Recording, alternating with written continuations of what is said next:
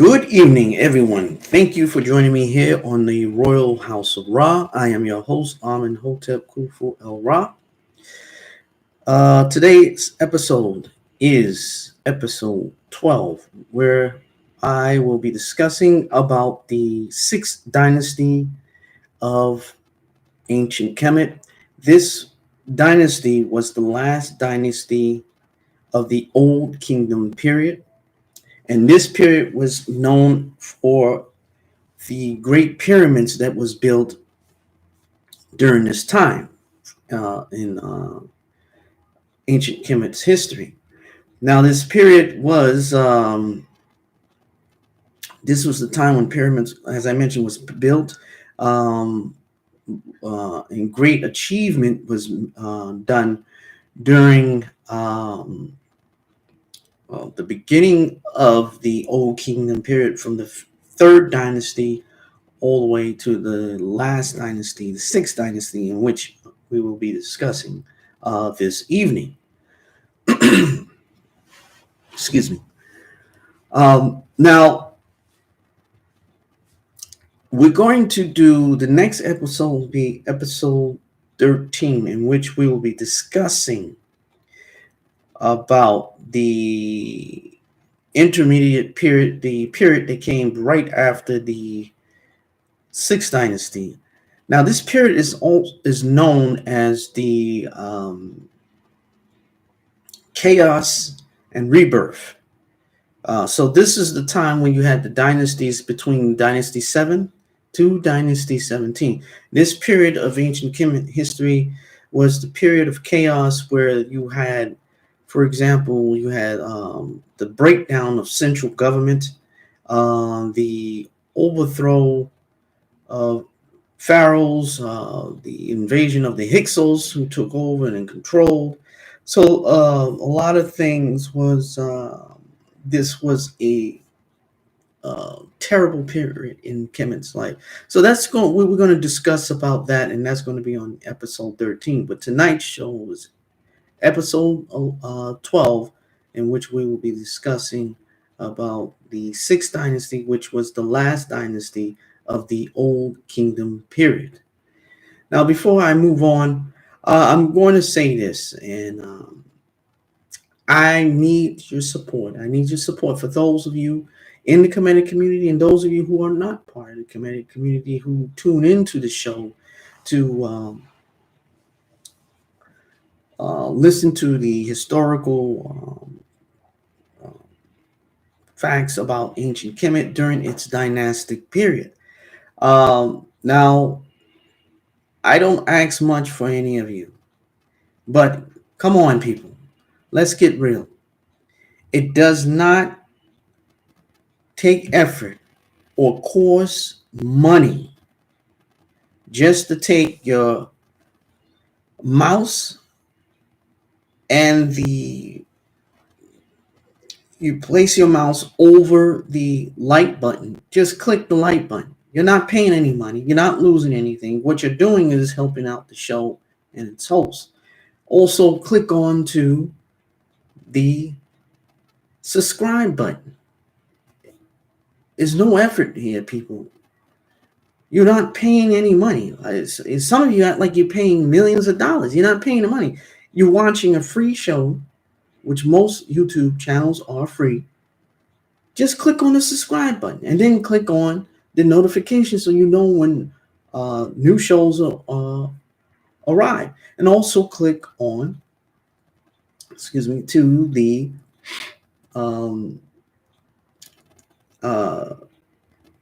I mentioned the like buttons, but also click on and share it. Share the broadcast. So come on now, get support. You can support and do other things. Let's support this show, support this channel. Okay, so let's move on to this evening's show, which is Dynasty 6, the last dynasty of this period. You had 4 pharaohs who ruled within this dynasty. So let's, before I move into that, you're going to have a small statue of Pepe I, and then you're gonna see the um,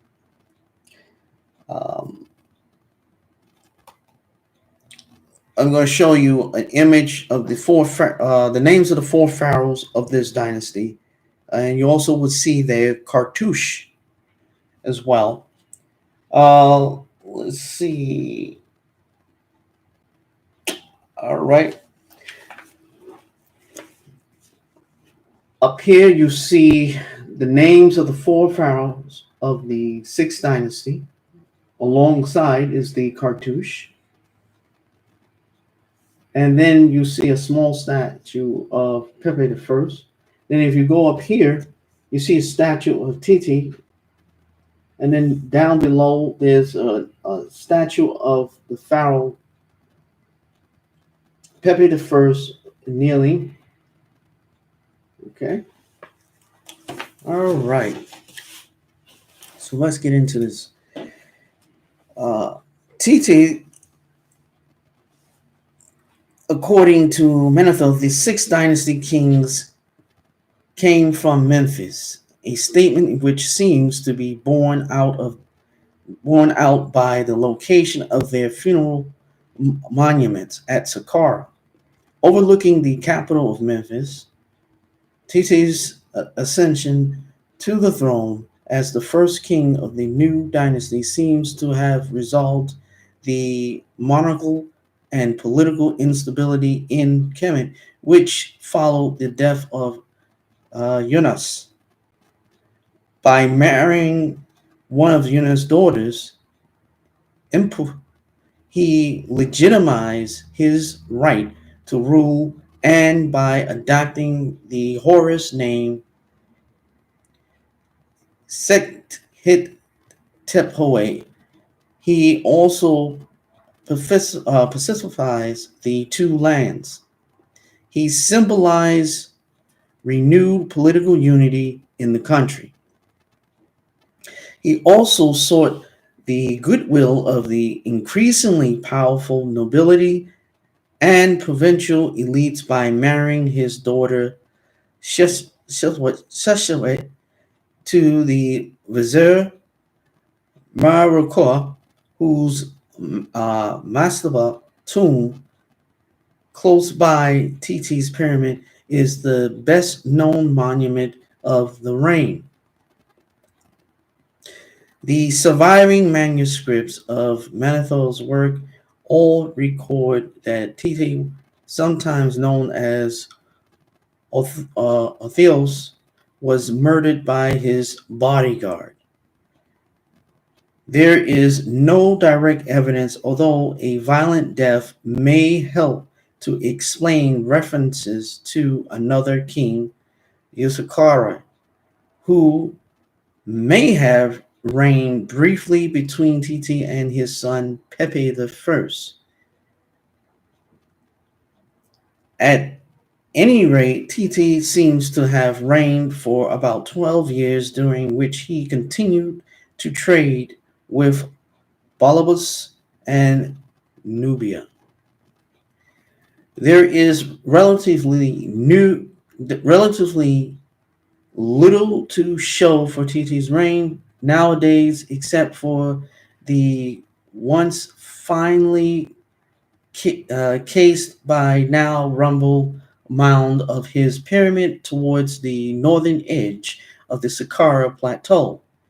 As usual, the entrance is on the north side and leads to a much damaged burial chamber inscribed with excerpts from the pyramid text and still with its lidless basalt sarcophagus.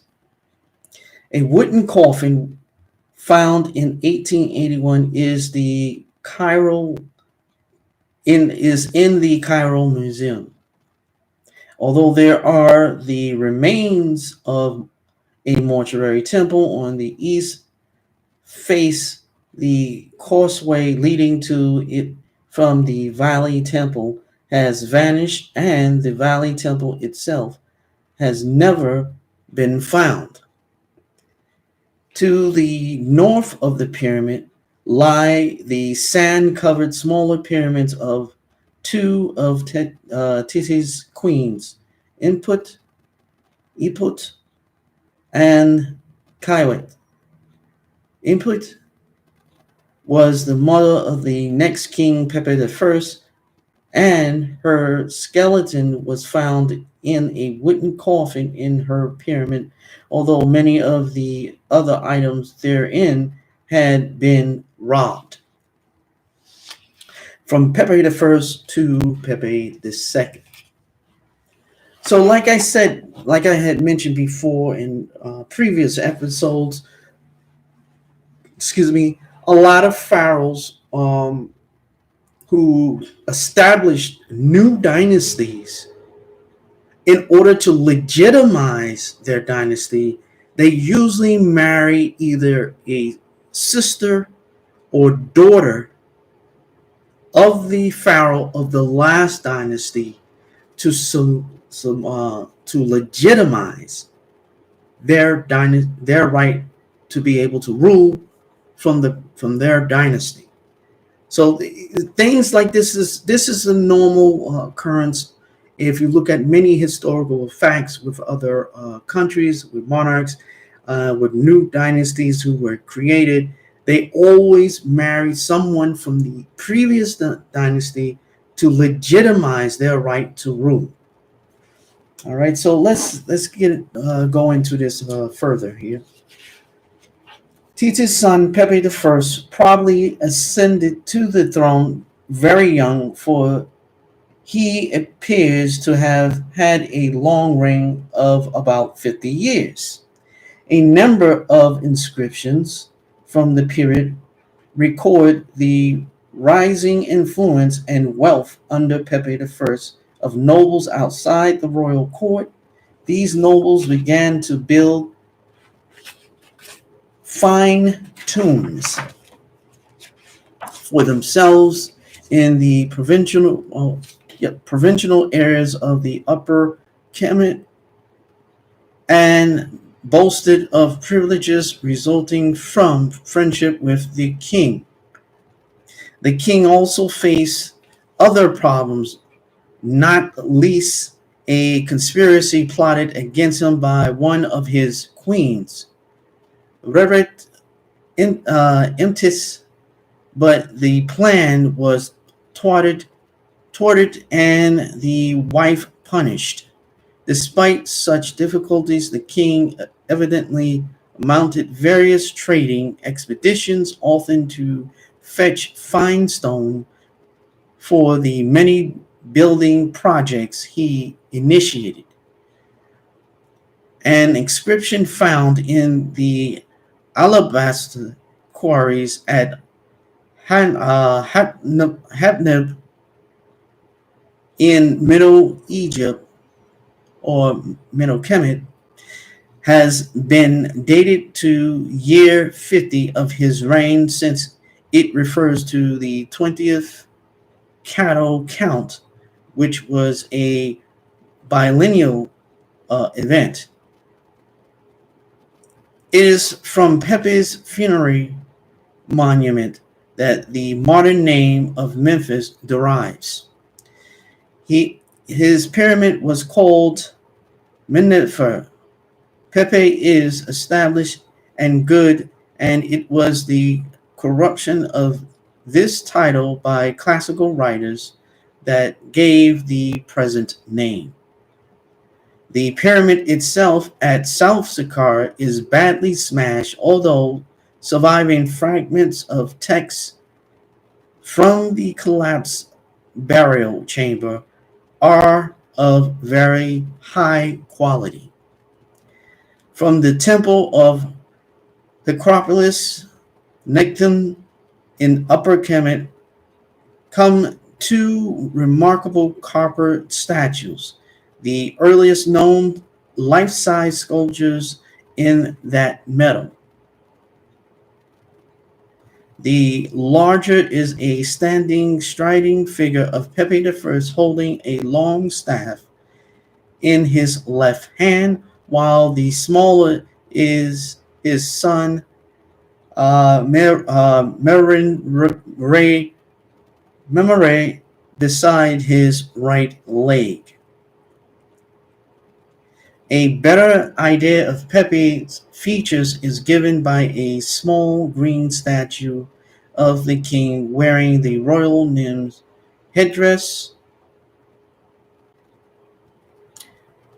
while another small alabaster statuette of the king shows him holding the royal emblems of cross, frail, and scepter croc, and wearing the tall white crown of Upper Kemet. Pepi I married the two daughters of a provincial prince of Alabas named Cuyo. Confusingly, the ladies both had the same name, Ankh Nesmeri. One became the mother of Merenre, and the other bore Pepi II. Merenre succeeded his father for only a short reign of some 5 years, after which his brother Neferkare, Pepi II, came to the throne. Although only 6 years old when he succeeded his brother, Pepi II has, with any royal child, was acknowledged as ruler from birth. Indeed, an attractive Alabas seated statue of his mother, Ankh shows him on her lap as a small adult male wearing the royal nymph's headdress.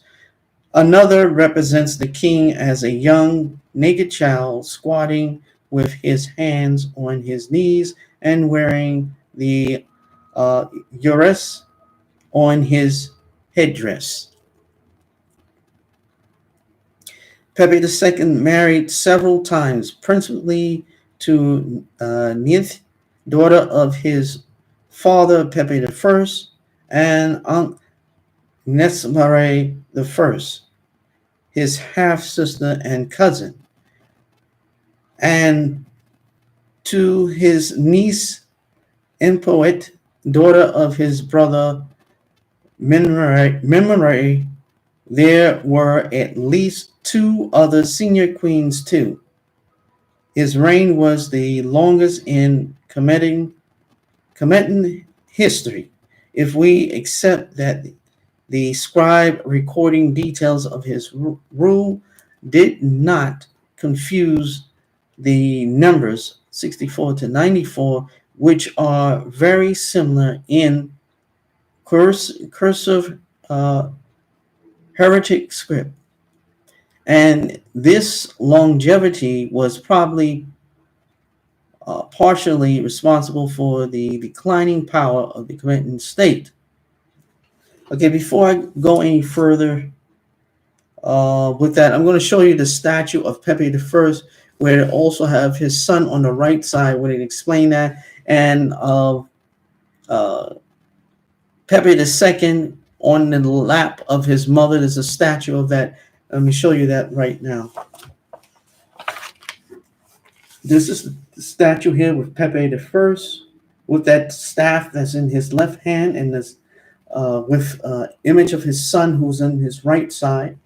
And this is a statue of Pepi II on the lap of his mother, Ankh Merenre.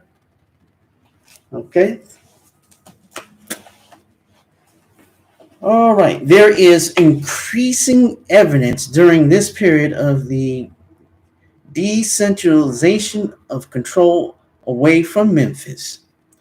Local governors, nomarchs, cut huge and impressive decorated tombs for themselves in the provinces and paid only a nodding allegiance to the northern capital.